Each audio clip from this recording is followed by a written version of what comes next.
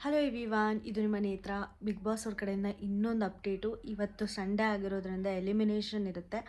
Double elimination ಆಗೋಗ್ಬಿಟ್ಟಿದೆ. ತುಂಬ ಬೇಜಾರಾಗ್ತಾಯಿದೆ. ಎರಡೂ ಕಂಟೆಸ್ಟೆಂಟು ಕೂಡ ಯಾಕಾದರೂ ಹೋದ್ರಪ್ಪ ಅನ್ನೋರೇ ಆಗಿರೋದು. ಯಾಕಂದರೆ ತುಂಬ ಜನ ಇವ್ರಿಗಿಂತೂ ತುಂಬ ಕೆಟ್ಟದಾಗಿ ಆಡೋರು ಮನೆಯಲ್ಲಿ ಒಳಗಡೆನೇ ಇದ್ದಾರೆ. ಒಂದು ಎಕ್ಸಾಂಪಲ್ ಬಂದುಬಿಟ್ಟು ಶಿಶಿರ್ ಶಾಸ್ತ್ರಿ ಅವರು.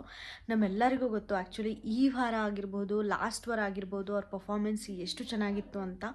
ಅಷ್ಟೇ ಅಲ್ಲದೆ ಅವತ್ತು ಅವ್ರು ಹುಟ್ಟಿದಬ್ಬ ಕೂಡ ಆಗಿರುತ್ತೆ. ಸುದೀಪ್ ಸರ್ ಹತ್ರ ಹೇಳ್ತಾರೆ, ಈ ಒಂದು ನಂದು ಹುಟ್ಟಿದಬ್ಬ ಏನಿರುತ್ತೋ ಅದನ್ನು ಬಿಗ್ ಬಾಸ್ ಮನೆ ಒಳಗಡೆ ಸೆಲೆಬ್ರೇಟ್ ಮಾಡ್ಕೋಬೇಕು ಅನ್ನೋದು ನನ್ನ ಆಸೆ ಆಗಿತ್ತು ಸರ್ ಅಂತ ಕೂಡ ಹೇಳ್ತಾರೆ. ಹಂಗೆ ಅಂದಮೇಲೆ ನನಗೆ ಅನಿಸಿದ್ದು, ಹುಟ್ಟಿದಬ್ಬ ಇದೆ ಅಂದರೆ ಪಕ್ಕ ಶಿಶಿರ್ ಶಾಸ್ತ್ರಿ ಸೇವ್ ಆಗ್ತಾರೆ ಅಂತಲೇ. ಮತ್ತು ನಾವು ವೋಟಿಂಗ್ ರಿಸಲ್ಟ್ಸ್ ನೋಡೋದಾದರೂ ಕೂಡ ಚೈತ್ರ ಕುಂದಾಪುರ ಅವರಿಗೆ, ಧನರಾಜ್ ಅವರಿಗೆ ಸಿಕ್ಕಾಪಟ್ಟೆ ಕಡಿಮೆ ವೋಟ್ ಬಂದಿರುತ್ತೆ. ಹಂಗಿರ್ಬೇಕಾದ್ರೆ ಡೆಫಿನೆಟ್ಲಿ ಈ ಸಲ ಶಿಶಿರ್ ಶಾಸ್ತ್ರಿ ಹೋಗುವಂಥ ಚಾನ್ಸಸ್ಸು ಸಿಕ್ಕಾಪಟ್ಟೆ ಕಡಿಮೆ ಇರುತ್ತೆ ಅಂತ ಅಂದ್ಕೊಂಡಿದ್ದೆ. ಬಟ್ ಅನ್ಫಾರ್ಚುನೇಟ್ಲಿ ಶಿಶಿರ್ ಶಾಸ್ತ್ರಿ ಅವರೇ ಮನೆಯಿಂದ ಆಚೆ ಬಂದಿರೋದು ತುಂಬ ನನಗೆ ಆ್ಯಕ್ಚುಲಿ ಬೇಜಾರಾಗ್ತಾಯಿದೆ ಅಂತಲೇ ಹೇಳ್ಬೋದು. ತುಂಬ ಡಿಸರ್ವಿಂಗ್ ಕಂಟೆಸ್ಟೆಂಟ್ ಆಚೆ ಬಂದಿದ್ದಾರೆ. ಪ್ರತಿ ಸಲವೂ ಹೆಂಗಾಗೋದು ಅಂದರೆ ಧನರಾಜ್ ಆಗಿರ್ಬೋದು, ಇಲ್ಲಾಂದರೆ ಐಶೋರ್ ಆಗಿರ್ಬೋದು, ಯಾರಾದರೂ ಒಬ್ಬರು ನಾಮಿನೇಷನಲ್ಲಿ ಬರದೇ ಇರೋರು ಅಂದರೆ ನಾಮಿನೇಷನಲ್ಲೇ ಬರ್ತಾ ಇರಲಿಲ್ಲ ಅವರು. ಅದಕ್ಕೋಸ್ಕರ ಒಬ್ಬ ಸ್ಟ್ರಾಂಗ್ ಕಂಟೆಸ್ಟೆಂಟು ಎಲಿಮಿನೇಟ್ ಆಗೋರು. ಎಕ್ಸಾಂಪಲ್ ಅನುಷಾ ರೈ ಎಲಿಮಿನೇಟ್ ಆಗಬೇಕಾದ್ರೆ ಅಂತೂ ನನಗೆ ಸಿಕ್ಕಾಬಟ್ಟೆ ಶಾಕ್ ಆಯಿತು ಆಯಿತಾ.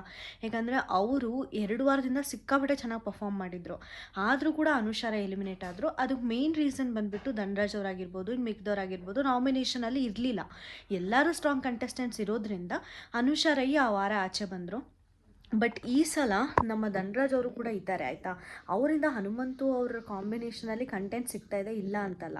ನನಗೆ ಧನರಾಜ್ ಅವ್ರಿಗೆ, ಚೈತ್ರ ಅವ್ರಿಗೆ ಮತ್ತು ಶಿಶಿರ್ ಅವ್ರಿಗೆ ಕಂಪೇರ್ ಮಾಡಿದಾಗ ನನಗೆ ಸಿಕ್ಕಾಬಟ್ಟೆ ವೀಕ್ ಅನ್ಸೋದು ಚೈತ್ರ ಅವರು ಆಯಿತಾ. ಬರೀ ಬಾಯಿ ಬೊಂಬಾಯಿ ಆ ಥರ ಮಾತಾಡಿಕೊಂಡೆ ಇಷ್ಟದವರೆಗೂ ಕೂಡ ಬಂದುಬಿಟ್ರು. ಅವರಿಗೆ ಇನ್ನೊಂದು ಚಾನ್ಸ್ ಕೊಟ್ಟರು ಬಿಗ್ ಬಾಸ್ ಅವರು. ಬಟ್ ತುಂಬ ಜೆನ್ಯೂನಾಗಿ ಆಡ್ತಾ ಇರೋ ನಮ್ಮ ಶಿಶಿರ್ ಅವ್ರು ಆಚೆ ಬಂದಿದ್ದಾರೆ.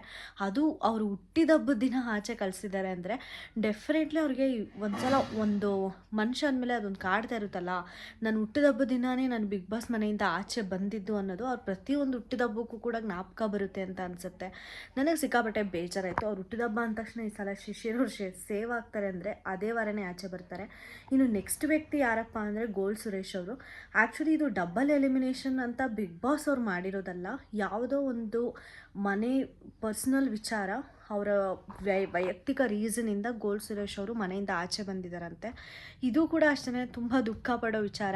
ಯಾಕಂದರೆ ಫುಲ್ ಇಷ್ಟು ವಾರಗಳಲ್ಲೂ ಕೂಡ ಗೋಲ್ಡ್ ಸುರೇಶ್ ಅವರು ನಾನು ಕ್ಯಾಪ್ಟನ್ ಆಗಬೇಕು ಅಂತ ಅಂದ್ಕೊಂಡು, ಅವ್ರ ಕಾಲು ಸರಿ ಇಲ್ಲ ಅಂದರೂ ಕೂಡ ಈ 3 ವಾರದಿಂದ ಬೆಸ್ಟ್ ಕೊಟ್ಕೊಂಡು ಕಷ್ಟಪಟ್ಟು ಕ್ಯಾಪ್ಟನ್ ಆಗಿದ್ದರು. ಬಟ್ ಅನ್ಫಾರ್ಚುನೇಟ್ಲಿ ಅವ್ರ ಮನೆಯವ್ರಿಗೆ ಯಾರಿಗೋ ಏನೋ ತೊಂದರೆ ಆಗಿರೋದು, ಇನ್ನೂ ಏನೋ ಮತ್ತೊಂದೋ ಮಗೋದೊಂದೋ ಅದ್ರ ಬಗ್ಗೆ ನನಗೆ ಕ್ಲಾರಿಟಿ ಇಲ್ಲ. ಸೊ ಕ್ಲಾರಿಟಿ ಇಲ್ಲದೆ ನಾನು ಹೇಳಲ್ಲ. ಸೊ ಈ ಥರ ಒಂದು ಆಗಿರೋದ್ರಿಂದ ಗೋಲ್ಡ್ ಸುರೇಶ್ ಅವರೇ ಇನಿಷಿಯೇಟ್ ತೊಗೊಂಡು ಬಿಗ್ ಬಾಸ್ ಮನೆಯಿಂದ ಆಚೆ ಬಂದಿದ್ದಾರಂತೆ. ಡಬಲ್ ಎಲಿಮಿನೇಷನ್ ಆಗೋಯ್ತು. ನಾನು ಅಂದ್ಕೊಂಡೆ ಈ ಸಲ ಬಿಗ್ ಬಾಸು ಪಕ್ಕ 120 ಡೇಸ್ 130 ಡೇಸ್ ಪಕ್ಕ ನಡೆಯುತ್ತೆ ಅಂತ. ಯಾಕಂದರೆ ಇನ್ನೂ 12 ಜನ ಮನೆ ಒಳಗಡೆ ಇದ್ದಾರೆ. ಆಲ್ಮೋಸ್ಟ್ ಡಿಸೆಂಬರ್ ಅರ್ಧ ಮಂತ್ ಆಗೇ ಹೋಗೋಯ್ತು ಇವತ್ತಿಗೆ. ಸೊ ಡೆಫಿನೆಟ್ಲಿ 120 ಡೇಸ್ ಇರುತ್ತೆ ಅಂತ ಅಂದ್ಕೊಂಡೆ. ಬಿಗ್ ಬಾಸ್ ಅವರು ಡಬಲ್ ಎಲಿಮಿನೇಷನ್ ಮಾಡ್ದೇ ಒಂದು ಎಲಿಮಿನೇಷನ್ ಆಗೋಯ್ತು. ಇನ್ನು ಬರೀ 10 ಜನ ಮಾತ್ರ ಮನೆಯಲ್ಲಿರ್ತಾರೆ. 5 ವಾರ ಇರುತ್ತೆ ಗಟ್ಟಿಯಾಗಿ ಅಂದ್ಕೊಂಡ್ರು ಕೂಡ. ನೋ ಎಲಿಮಿನೇಷನ್ ವೀಕ್ ಆಲ್ರೆಡಿ ಆಗೋಗ್ಬಿಟ್ಟಿದೆ. ಇನ್ನು ಬಿಗ್ ಬಾಸ್ ಅವರು ಒಂದು ಡಬಲ್ ಎಲಿಮಿನೇಷನ್ ಮಾಡಿದ್ರು ಕೂಡ ಇನ್ನು 3 ವಾರ ಅಂತ ಲೆಕ್ಕ ಹಾಕ್ಕೊಂಡ್ರು ಕೂಡ 100 ಡೇಸ್ಗೆ ಮುಗಿಸ್ತಾರ ಗುರು ಈ ಸೀಸನ್ ಅಂತ ಕೂಡ ಅನ್ನಿಸ್ತಾ ಇದೆ. ನಿಮ್ಗೆ ಏನನ್ನಿಸ್ತು ಗೋಲ್ಡ್ ಸುರೇಶ್ ಅವರು ಇನಿಷಿಯೇಟಿವ್ ತೊಗೊಂಡು ಆಚೆ ಹೋಗಿದ್ದು, ಮತ್ತು ಶಿಶಿರ್ ಅವರ ಎಲಿಮಿನೇಷನ್ ಏನನ್ನಿಸ್ತು ಅಂತ ನನಗೆ ಕಮೆಂಟ್ ಸೆಕ್ಷನಲ್ಲಿ ತಿಳಿಸಿ. ನಿಮ್ಮ ಪ್ರಕಾರ ಯಾರು ಎಲಿಮಿನೇಟ್ ಆಗಿದ್ದರೆ ಚೆನ್ನಾಗಿರೋದು ಅಂತ ಕೂಡ ನನಗೆ ಕಮೆಂಟ್ ಸೆಕ್ಷನಲ್ಲಿ ತಿಳಿಸೋದನ್ನ ಮರ್ತೋಗ್ಬಿಡಿ. ನಿಮ್ಮ ಫೇವ್ರೆಟ್ ಕಂಟೆಸ್ಟೆಂಟ್ ಯಾರು ಅಂತ ಕೂಡ ನನಗೆ ಕಮೆಂಟ್ ಸೆಕ್ಷನಲ್ಲಿ ತಿಳಿಸಿ ಅಂತ ಹೇಳ್ತಾ ನಾನು ಈ ವಿಡಿಯೋನ ಮುಗಿಸ್ತಾ ಇದ್ದೀನಿ. Thank you so much.